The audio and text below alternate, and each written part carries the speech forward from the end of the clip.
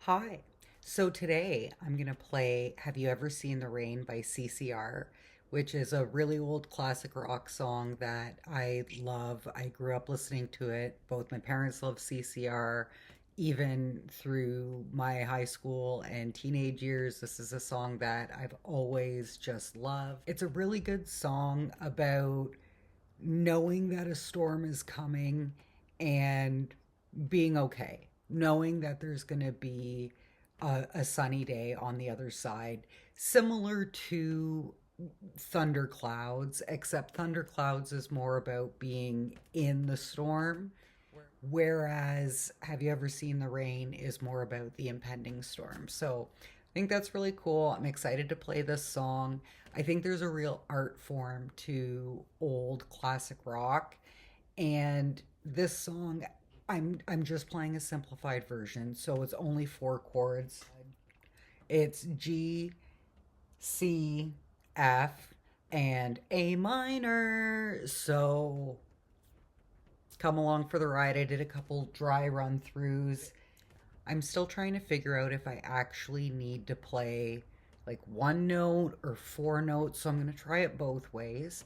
And I'm going to try it in stereo piano to start, but I might change it around later.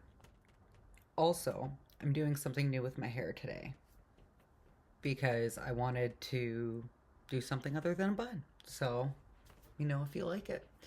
Anyway, come along for the ride. All right, here we go.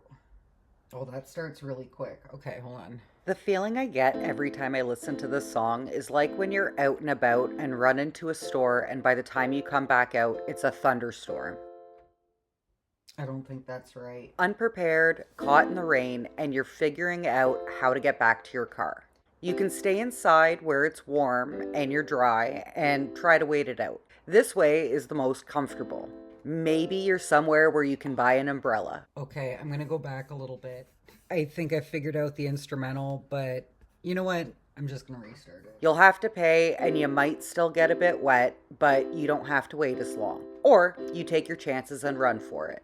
For me personally, this is why I usually wear hoodies, even though I'm an adult. You can flip them up in a second for some extra protection, and they're not overly heavy. Don't judge me. I'm Canadian, where it's not uncommon to see all four seasons in a day. If you stay ready, you don't have to get ready, you know?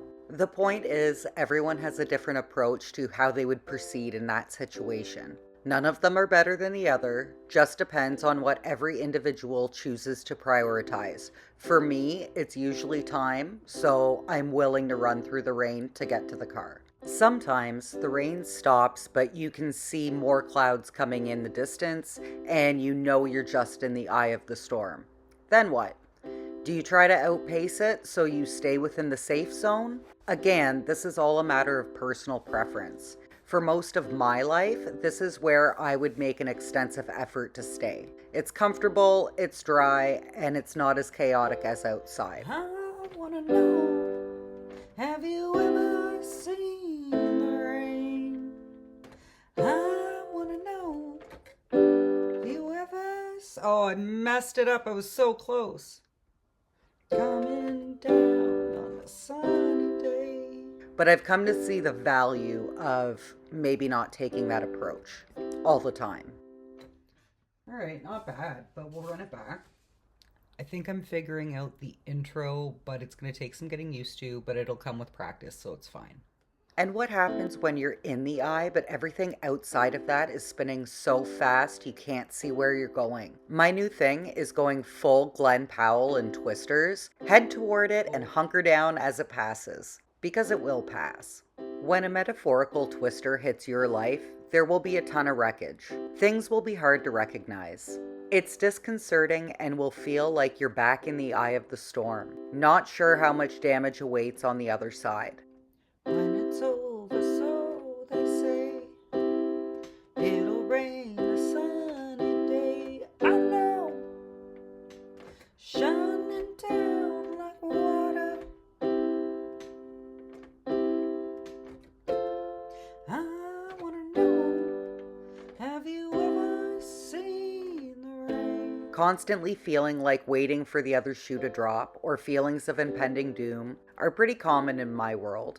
They've always been something I've struggled with, and although it's gotten better, can still be a challenge at certain points. Because healing's not linear, I feel like I've spent a lot of time living in a perpetual state of being in the eye of the storm. But some of that was me trapping myself. 88%? What the fuck? Okay, it says I got 88%, but I thought I did a lot better than that. So we're gonna run it back. It is fairly easy. I'm having a lot of fun. I'm singing too much, but I'm gonna drink some water because my voice is a little rough, but like I'm not a singer, so it's fine. So it felt like I kept myself there. It's like I was afraid to run through the rain because I hate the feeling of wet jeans. But if I were to have looked at myself in the mirror, more often than not, I'm not even wearing jeans. I wanna know, have you ever seen the rain coming down on a sunny day? So when you consider it from that perspective, does the course of action then change? Oh, I missed that because it stopped moving, but I figured why it's not counting, it's because I'm singing, so I'm going to turn this up a bit. If my holdup was not running for that reason, but that's not actually applicable to this situation, is it then worth the run after all? When it's over, so they say.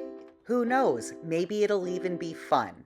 And maybe you'll want to take a minute to play in the rain or appreciate it. Full disclaimer, I'm aware I say that as someone with hair that is mostly unaffected by water and who rarely wears makeup. So I understand that there are some factors to consider here. The feelings of doom are much harder to deal with because it's hard to prepare for potential outcomes. I used to be so paralyzed by fear in situations like that. Now it's more the physical side effects of it than anything, like the heaves and intense stomach pain. Ooh, it says I got 100%.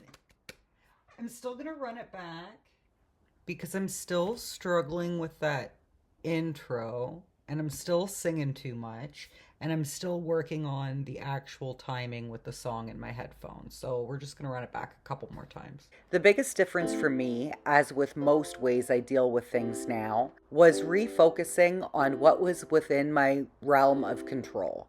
Even when it feels like you've got a hurricane swirling around you and you're trapped in the middle of chaos, you have a choice in the moment. And only you can make that choice. If you freeze in that moment... Actually, you know what I'm going to do? I'm going to restart it, and I'm only actually going to play the notes where it is showing, and instead of the 4 on the line, and see how that goes. You can get sucked up like the cows in the original Twister movie. R.I.P. to Bill Paxton. Another thing I like about this song is how he's talking about the storm and saying it's been like this his whole life. Then asks, have you ever seen the rain? The reason why I like this is because I've always been fascinated by the concept of duality. And I think this kind of goes to show the duality of perspective within this song and within the world. And what's being referred to, I've seen play out in real life multiple times. I do believe that the way we approach storms has a lot to do with the kind of storms we've dealt with in the past and the tools we've had to survive them. I'm going to preface this by saying I'm not trying to invalidate anyone's experience, but there are definite levels of severity, and these days minor inconveniences are blasted on social media as anxiety-inducing or traumatic. And while I'm not saying the impacted individuals don't have a right to be upset or feel the way they do, severity can become over-sensationalized for clicks and views these days, which can be detrimental to victims of more severe cases, of whatever it is. There's actually a really excellent George Carlin video, I'll try to link it to this, that I think everyone in today's world needs to watch at least once. It's about soft language and how language has evolved where it kind of cushions the blow for something that would by definition, be uncomfortable by evolving standards of society. My favorite example he uses in the video is the term change for PTSD, since it was commonly attributed to war veterans after returning home from World War I. It used to be known as shell shock. I wanna know, have you ever seen the rain coming down on a sunny day? Apparently it changed in World War II, but it was still used to describe my grandpa. Well, that time it said 93, but I think that's because I was singing, so we'll run it back. As a war veteran for World War II, and that was used in reference to why he might have had substance issues after his return from the war. Veterans don't like to talk about what they've seen in war, and what's even worse, they'll never be able to unsee it. Like Carlin speaks to in the video, the term shell shock is shocking in itself. It's like an onomatopoeia for the disorder itself that evokes a response from those hearing it in a way that's representative of how it would feel to the person who actually has it. It's like a trigger in itself, but one that's able to communicate the severity of the situation in a very concise, quick way. What's understood doesn't need to be explained, and I think that we've moved away from that a lot. Can't stop, I wonder.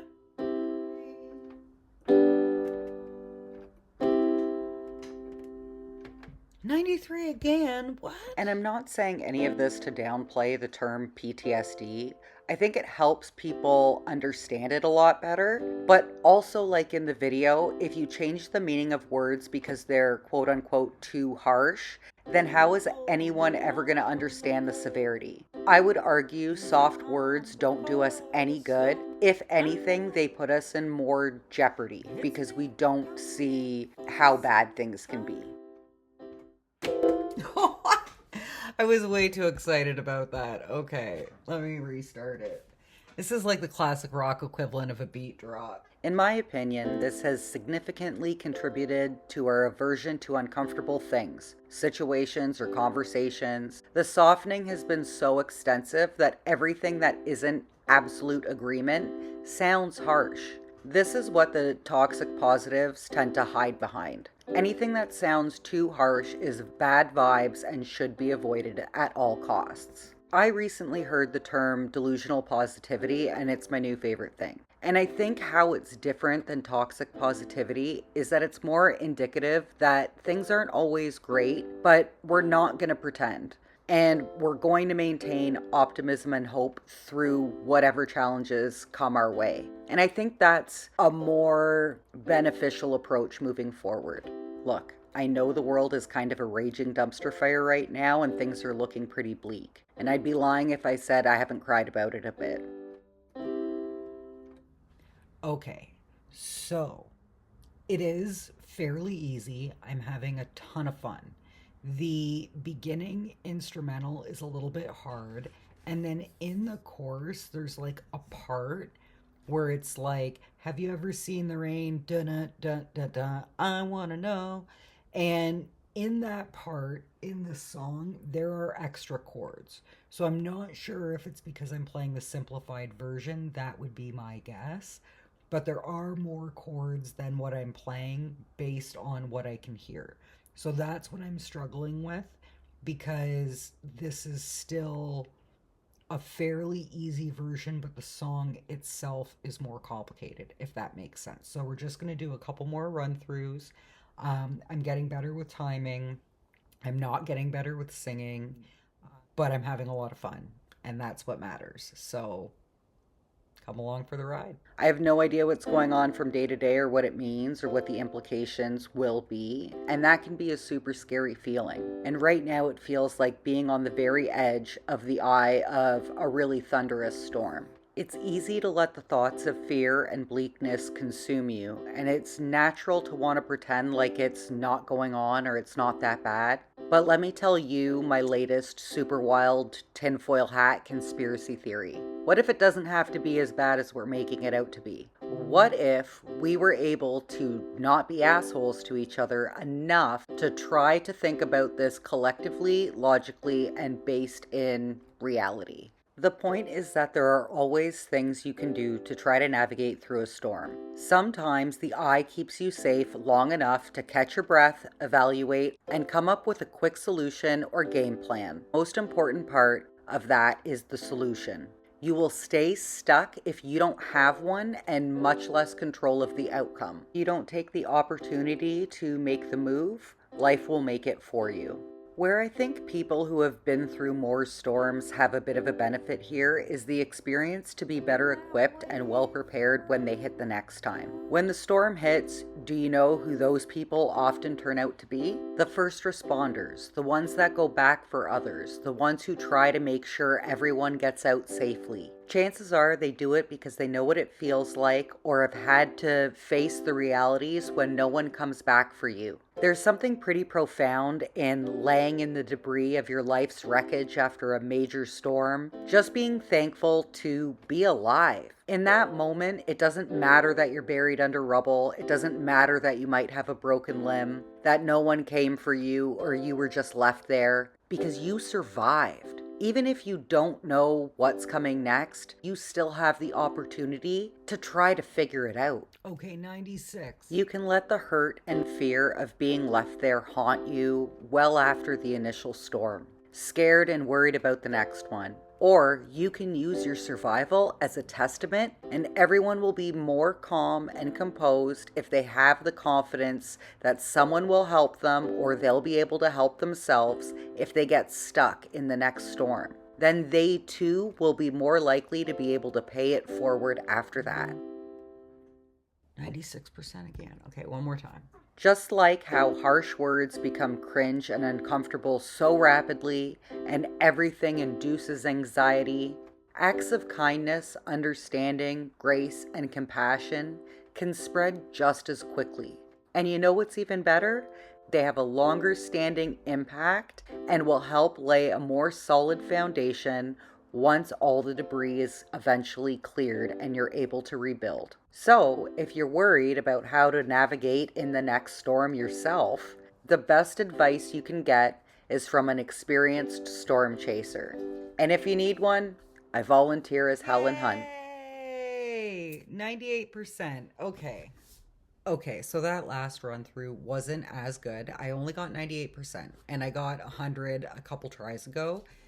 You know what, though? I'm going to call it progress, and I'm going to call it for a night on this song and consider it complete because I'm happy with how I did. I had a lot of fun playing it. Again, it's a really easy song to play. It's only got 4 chords. So again, if you're a beginner looking to try, I recommend giving this song a try. So thank you for joining me. Until next time, keep the peace and keep rocking on.